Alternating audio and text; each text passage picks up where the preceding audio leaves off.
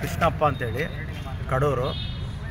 ಕರ್ನಾಟಕ ದಲಿತ ಸಂಘ ಸಮಿತಿ registered number 386/2021 professor B Krishnappa ಸ್ಥಾಪಿತ ಆರ್ ಪಾಂಡುರಂಗಸ್ವಾಮಿ ಬಣದ ಕರ್ನಾಟಕ ರಾಜ್ಯದ ನಿರ್ವಹಿಸ್ತಿದ್ದೀನಿ.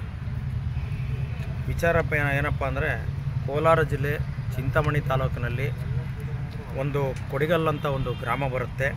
ಆ ಗ್ರಾಮದಲ್ಲಿ ರಮೇಶ್ ಅನ್ನೋರು ನಮ್ಮ ಸಂಘಟನೆಯ ಸುಮಾರು 25ರಿಂದ 30 ವರ್ಷ ಇವರ ಮೇಲೆ ಏಕಾಏಕಿ DYSP ನಿವೃತ್ತ DYSP ಆದಂಥ ಕೋನಪ್ಪ ರೆಡ್ಡಿ ಅನ್ನೋರು ವೈಯಕ್ತಿಕ ದ್ವೇಷಗಳನ್ನು ಇಟ್ಕೊಂಡು ಕ್ಷುಲ್ಲಕ ಕಾರಣಕ್ಕೆ, ಹಾಗೆ ಬೇಕಾಬಿಟ್ಟು ಯಾವುದೋ ಇವರು ಬೆಳಿಬಾರ್ದು, ಇವರು ರೈತರು 10, 20, 50, 100 ಎಕರೆ ಜಮೀನು ಮಾಡಿದ್ದಾರೆ, ಇವರು ವೈಯಕ್ತಿಕ ಯಾವುದೇ ಕಾರಣಕ್ಕೂ ದಲಿತ ಇವನು ಬೆಳಿಬಾರ್ದು, ಇವನ್ನ ಮಟ್ಟ ಹಾಕಬೇಕು ಅಂತ ಹೇಳಿ ನಿವೃತ್ತ ಕೋನಪ್ಪ ರೆಡ್ಡಿ ಹಾಗೂ ಇವರ ಸಹಚರರಾದಂಥ ಗೋಪಾಲ, ರಂಗನಾಥ ರೆಡ್ಡಿ, ರೆಡ್ಡಿ, ಆನಮಂಗಲ, ಚಂದ್ರಪ್ಪ, ಸ್ವಾಮಕ ರೆಡ್ಡಿ, ವೆಂಕಟಪ್ಪ, ರಮಣಪ್ಪ, ಮಾಜಿ ಚೇರ್ಮನ್ ಹಾಗೂ ಭಾಸ್ಕರ್ ರೆಡ್ಡಿ, ಭಟ್ರಳ್ಳಿ ಇತರರು ಎಲ್ಲ ಸೇರಿ ಕೊಡಿಗಲ್ ರಮೇಶ್ ಅವರನ್ನ ಮೇಲೆ ಹಲ್ಲೆನ ಮಾಡಿಸ್ತಾರೆ.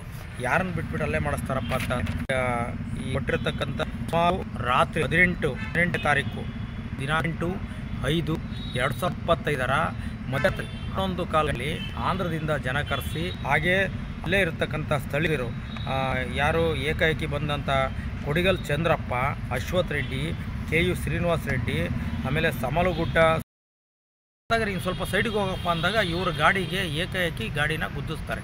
ರಮೇಶ್ ಅವ್ರ ಗಾಡಿ ಗುದ್ದಿಸಿ ಅವ್ರಿಗೂ ಸಹ ಗುದ್ದಿಸ್ತಾರೆ. ಅವ್ರಿಗೆ ಅಪಘಾತ ಆಗುತ್ತೆ, ಗಾಡಿಗೆ ಏಟಾಗುತ್ತೆ, ಇಂಜುರಿ ಆಗುತ್ತೆ ರಮೇಶ್ರವರಿಗೆ.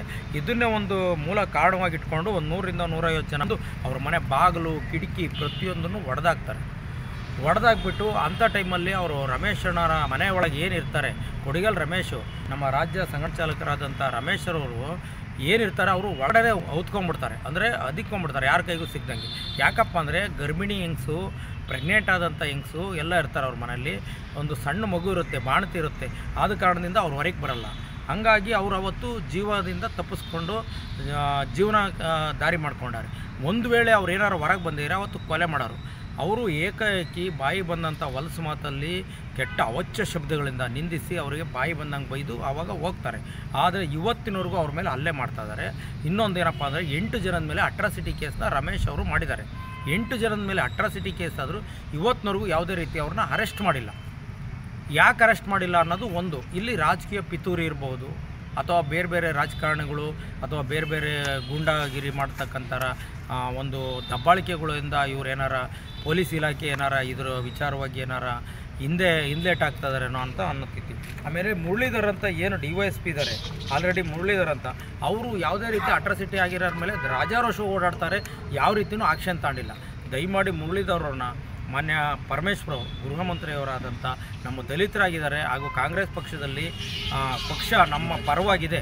ಕಾಂಗ್ರೆಸ್ ಪಕ್ಷ ಯಾವತ್ತೂ ನಮ್ಮ ಪರವಾಗಿರೋದ್ರಿಂದ ದಲಿತರು ಇವತ್ತು ನೆಮ್ಮದಿಯಾಗಿದ್ದೀವಿ ಅಂದರೆ ಕಾಂಗ್ರೆಸ್ ಪಕ್ಷ ಇರೋದ್ರಿಂದ ನಾವು ನೆಮ್ಮದಿಯಾಗಿದ್ದೀವಿ.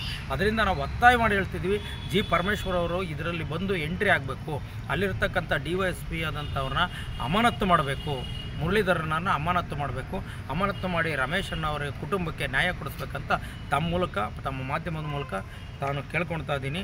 ನನ್ನ ಹೆಸರು ಕೃಷ್ಣಪ್ಪ ಅಂತ, ಕರ್ನಾಟಕ ದಲಿತ ಸಂಘ ಸಮಿತಿಯ ರಾಜ್ಯ ಸಂಘಟನಾ ಸಂಚಾಲಕನಾಗಿ ಕೆಲಸ ಮಾಡ್ತಾಯಿದ್ದೀನಿ, ಕಡೂರು.